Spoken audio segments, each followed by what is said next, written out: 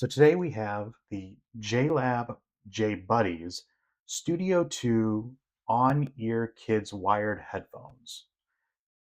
These have safety volume on them for kids, so it doesn't go above a specific decibel level. What's nice about that is even if the kids don't have full control over the volume, they're not going to be listening to something over what they should be. We try to be very sensitive with our kids, at least, about how loud things are that they listen to, even like sound machines and things like that. So this does stay on the limit of 85 decibels, which isn't terrible. Even in the car on long road trips, these are still loud enough to kind of carry over the wind noise, I would say. These ones right here are actually, we got these for our son for school. They required him to have headphones at school for tablets and learning and whatnot. So this is actually them after the full school year. So school's out now, that's summertime. And these are, the real reason we got these was because they're cheap. Right now on Amazon, they're like $14. Looks like they're normally 20. I think we probably paid 20 for these because we got these during school supplies over at Target. And they honestly, we didn't expect them to make it through the year. We at the very least expected to get them back and probably throw them away. Not that $20 isn't super cheap, but honestly, it's not super expensive either. Only thing that came back on this is the wires. It looks like maybe they were tied in a knot at one point. In fact, they're tied in a knot now, and they do have some kinks in them. The wire is has fabric around it, so it does slide very nicely across itself. But either he got it stuck in a drawer or twisted a bunch. I'm not really sure. It looks like it's twisted inside the fabric, the way that it's kind of just like you can see it springs back to being kind of kinked. Other than that, they do work. It does have a little microphone and little button here. They work great. The foam on these, for all the use that it got, is still nice and springy. It's not worn down at all. Even up on the top here, there's a little bit of wear up here, which is probably because they were sitting like this and sliding back and forth. But other than that, it's not terrible. They are adjustable, which is really nice. And we're kind of getting away from the wireless ones.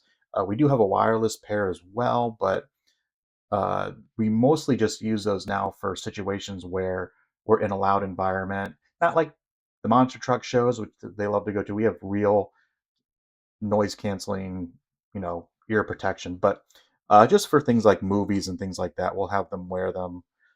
Theme park rides, things like that, that just kind of help give them a little more ear protection. But those are over ear. These kind of aren't. I wouldn't call these over ear. As it says in the description, they're more on ear, but it's really nice because like they pull down. So I mean, even I can use these if I really wanted to, but for me personally, the 85 or was it 84 decibels, that 85 decibels is a little quiet for what I would be normally used to, but that also could be because I've listened to things too loud too long and possibly have some hearing loss from that. So, but these actually held up really well. And honestly, for 13, $14, they're a absolute bargain. We're actually going to be ordering a second pair of these in pink for our daughter who's going to be going to school next year. But we'll be using these for road trips because we just got a hand-me-down DVD player that you can plug in headphones to, and the volume control on that's kind of finicky.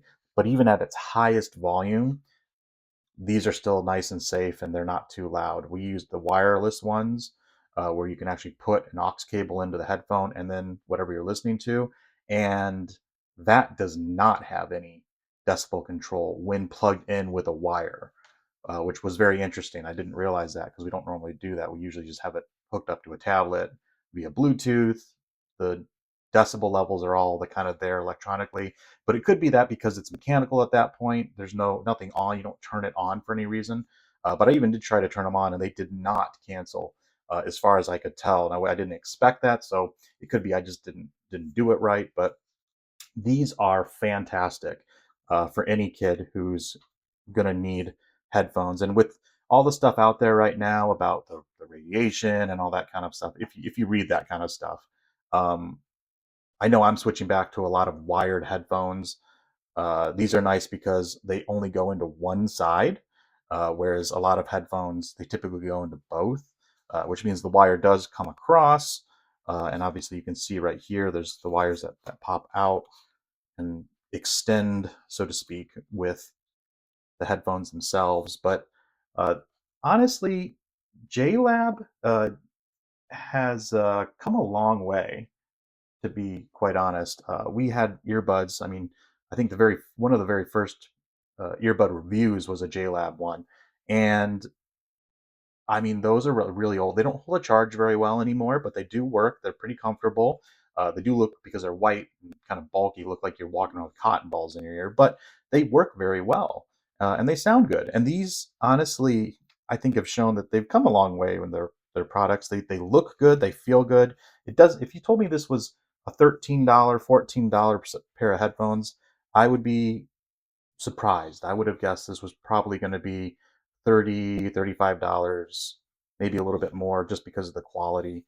And I honestly think they're a really good deal if you have a kid who needs some headphones. These are definitely ones to get. Again, the biggest thing really is those that safety level of the decibels.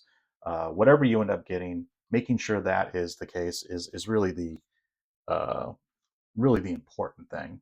So highly recommend these for sure.